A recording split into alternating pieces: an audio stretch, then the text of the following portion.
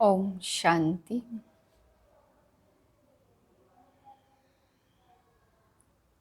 अपने मन और बुद्धि को चारों ओर से समेटी अनुभव करें, मैं आत्मा लाइट स्वरूपधारी हूँ।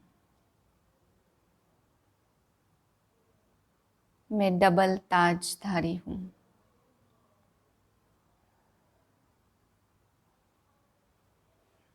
एक जिम्मेवारी का ताज, दूसरा पवित्रता का ताज।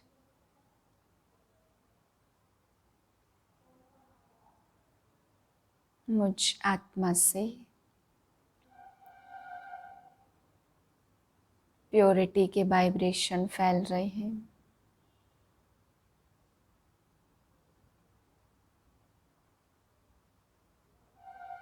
जिससे चारों ओर का वातावरण पवित्र बन रहा है।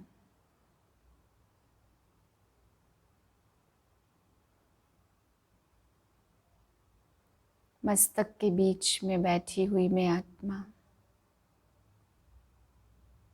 अपनी किरणें बिखेर रही हूँ। इसी शुद्ध स्थिति में आज के महावाक्य सुनती हूँ।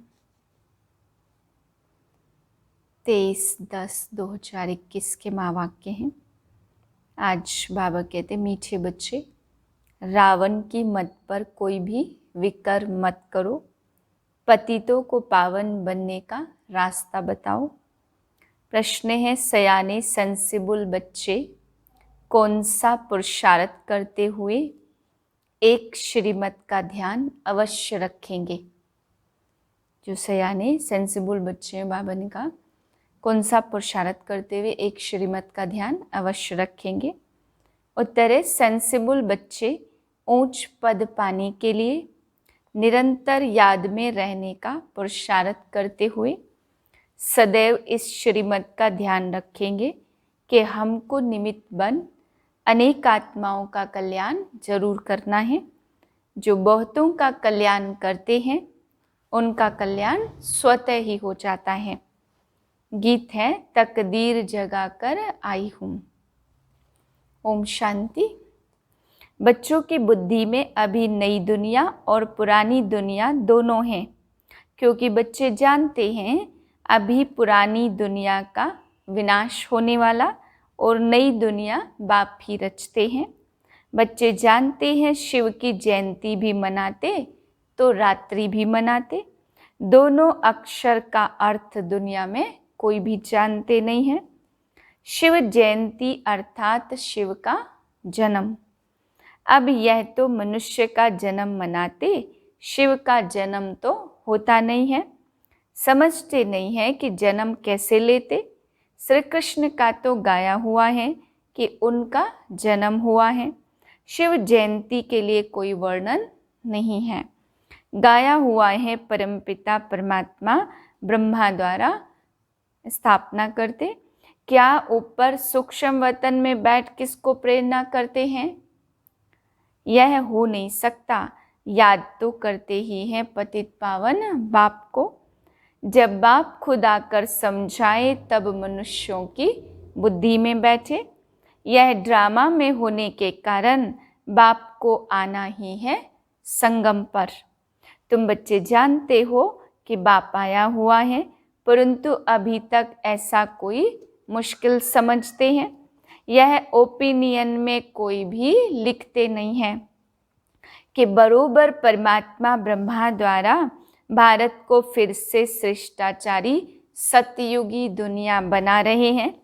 यथार्थ रीति कोई समझते नहीं है कि बाप आया हुआ है, स्वर्ग की राजाई का वर्षा दे रही है, राजयोग सिखला रहे हैं।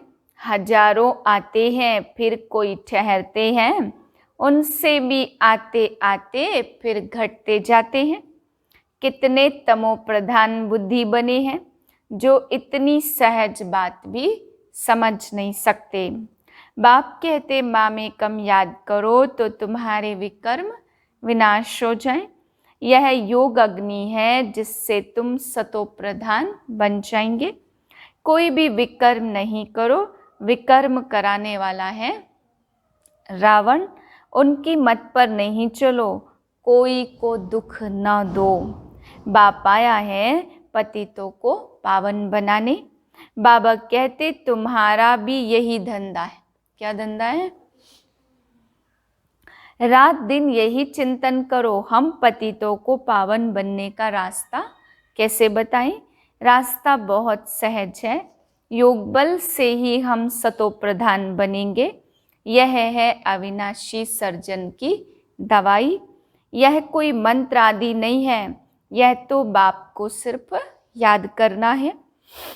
कितना क्लियर समझाते, कल्प कल्प यह समझाया था। गाते भी हैं ज्ञान भक्ति और वैराग्य। वैराग्य किसका? किसका वैराग्य? इस पुरानी छीछी दुनिया का। दुनिया में बिल्कुल पापात्मा बन गए हैं। रावण को अंग्रेजी में इविल, शैतान कहते हैं। तो कहते हैं शैतान राज्य से मुक्त कर घर ले चलो, हमारा गाइड बनकर साथ ले चलो। जैसे कोई जेल से छुड़ाए बहुत प्यार से घर में ले जाते हैं ना। बेहद का बाप भी सब बच्चों को खातरी देते कि बच्चे तुमको जेल से छुड़ाने आया हूँ, तुम सतयुग के मालिक बन जाएंगे। बाप कहते अब यह पुरानी दुनिया खत्म होनी है, इसलिए इससे वैराग्य चाहिए। वह है हद का वैराग्य और यह है बेहद का वैराग्य। वह सन्यासी आदि कोई नई दुनिया नहीं रचते, क्रिएटर बाप है ना, उनको कहा जाता हेविनली गॉडफादर, हेविन स्थापन करने वाला। दूसरा कोई तो है नहीं। पढ़ाई है सतयुगी राजधानी प्राप्त करने के लिए। ज्ञान सागर आकर ज्ञान देते हैं, इसमें सब नॉलेज आ जाती। बैरिस्टरी, इंजीनियरी आदि सबका मूल माखन है गॉडली नॉलेज। वह जिस्मानी नॉलेज पढ़ना, इंजीनियर आदि बनना कोई बड़ी बात नहीं है। यह तो तुम जानते, सतयुगी नई दुनिया की जो रस्म रिवाज होगी वही वहाँ पर चलेगी। वहाँ के रस्म रिवाज को मनुष्य जानते नहीं है। वह है ही सतयुग। वहाँ कैसे हीरे जवाहरों के महल बनते, वह गाए ही जाते 16 कला संपूर्ण। आगे संपूर्ण निर्विकारी। जो रस्म रिवाज होगी वह अनुसार राजाई चलेगी। वह भी ड्रामा में नूंद है। मकान कैसे बनाएंगे, कैसे रहेंगे, यह सब भी नूंद है। जैसे इस पुरानी दुनिया में चलती है वैसे वह दुनिया भी अपने अनुसार चलेगी। यहाँ है असुर और वहाँ है देवता। शास्त्रों में यह बातें कुछ है नहीं। बाप समझाते यह अंतिम यज्ञ है। फिर सतयुग त्रेता में कोई यज्ञ होता ही नहीं। किस्म किस्म के यज्ञ रचते। बरसात नहीं हुई तो भी यज्ञ रचेंगे। कोई भी दुख आता है तो भी यज्ञ रचते। समझते हैं यज्ञ से दुख टल जाएंगे। यह तो सबसे बड़ा यज्ञ है। जिस ज्ञान यज्ञ से सारी सृष्टि के दुख टल जाते हैं। यह है राजस्व अश्वमेध अविनाशी ज्ञान यज्ञ। इसमें सब स्वाहा हो जाएंगे। कितनी अच्छी रीति समझाया जाता।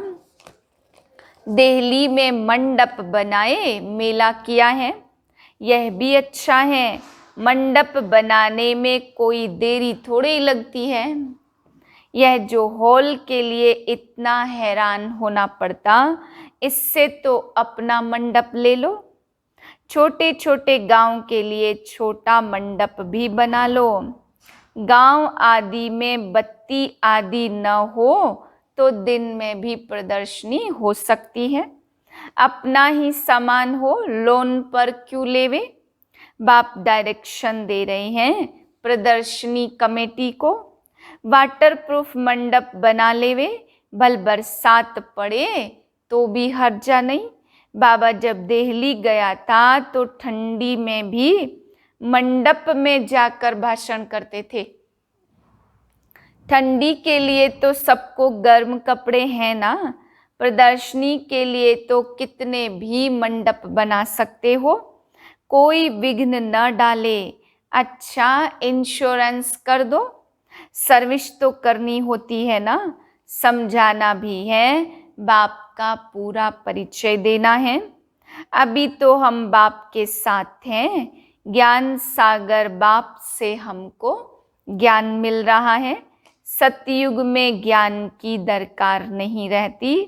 बाप कहते मैं सदगति के लिए आया हूँ, फिर रावण से दुर्गति होती है। सदगति दाता तो एक बाप ही है। कितना क्लियर समझाया जाता, परंतु खुद समझते नहीं, सिर्फ कह देते यह मनुष्यों के लिए बहुत अच्छा है, बाकी खुद समझे उसके लिए तो फुर्सत नहीं है। बड़े बड़े लोगों को भी कितना जाए समझाते हैं। सिर्फ यह समझो बाप कैसे शिष्टाचारी दुनिया बनाते। शिष्टाचारी बनाना बाप का काम है, तब तो बाप को पुकारते हैं। गाते रहते दुख हरो सुख दो, यह भी समझते बाप आएगा तो हम बलिहार जाएंगे। श्रीमत पर एक्यूरेट चलेंगे, फिर भी बाप की श्रीमत पर चलते नहीं है। मनुष्यों को पता नहीं भगवान क्या चीज है। सर्वव्यापी कह देते, अरे पतित पावन भगवान तो एक है ना, वह सर्वव्यापी कैसे होगा? फिर तो सब भगवान कहलाए। भगवान कोई छोटा बड़ा थोड़े ही होता। प्रदर्शनी में भी दिखाया, कोई मांस खाते कोई लड़ते, क्या यह सब भगवान करते हैं? उस समय मनुष्य खुश होकर चले जाते, बाहर गए फिर वहां की वहां रही। सिर्फ प्रजा बनती है, राजा बनने के लिए कितना माथा मारते, हाथ सब उठाते राजा बनने के लिए, फिर 5-7 रोज के बाद देखो तो है ही नहीं। माया कितनी जबरदस्त है। बाबा कह रहे एक तरफ तो हाथ उठाते हम राजा बनेंगे और फिर 5-7 रोज के बाद क्लास में से गायब हो जाते। झट माया फंसा देती। राजधानी स्थापन करना कितना कठिन है। राजा बनना, राजधानी स्थापन करना, प्रजा बनाना बाबा कह रहे कितना कठिन है। बाकी प्रजा में तो कोई भी आ जाएगा।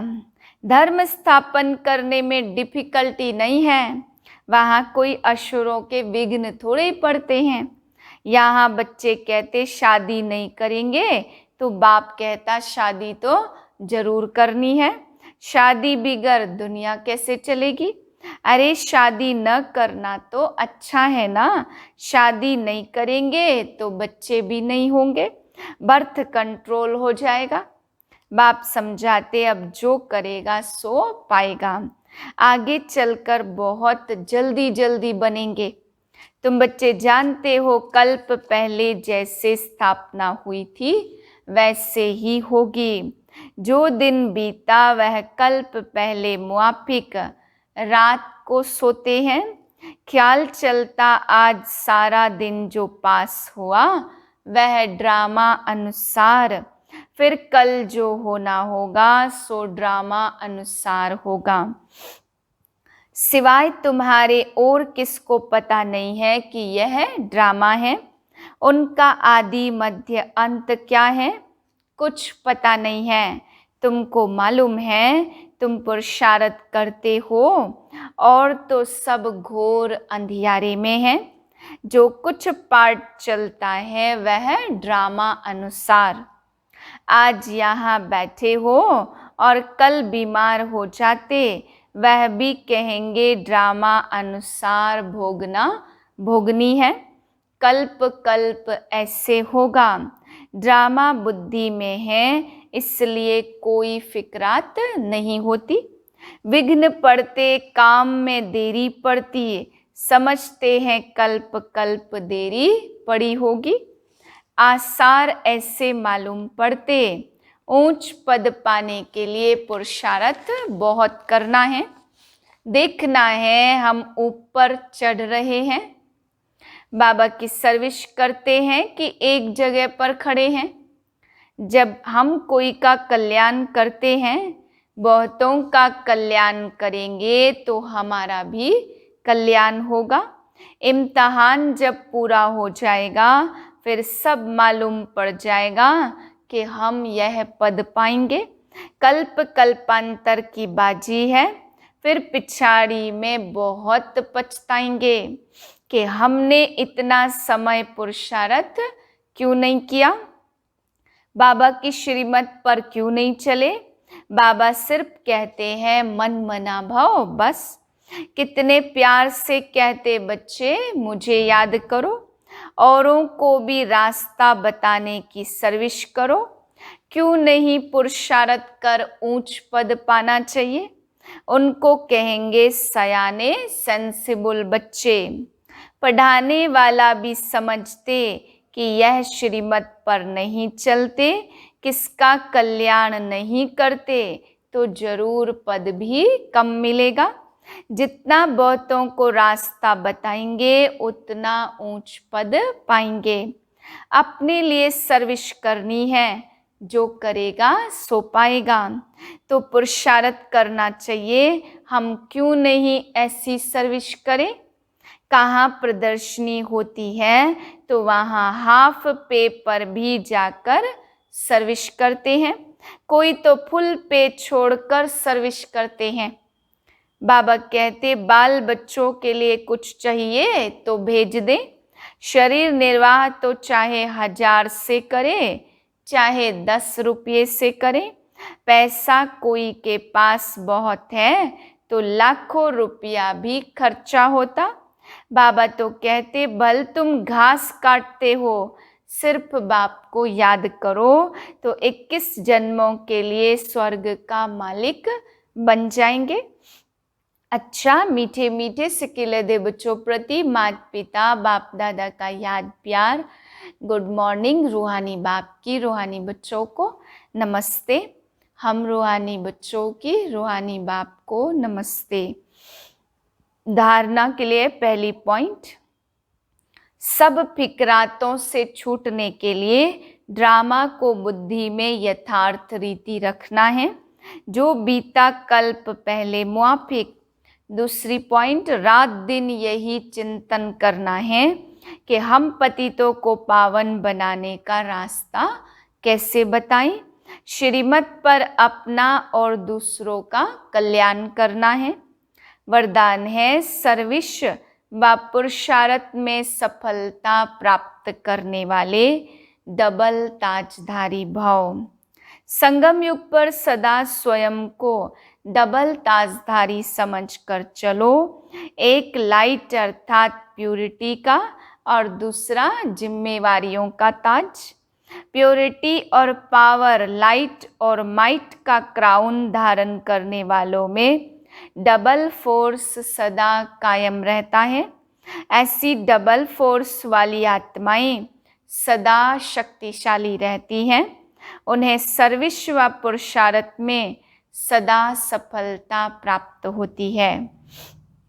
स्लोगन है दिव्य गुणों के आधार पर मन वचन और कर्म करना ही दिव्यता है। ओम शांति।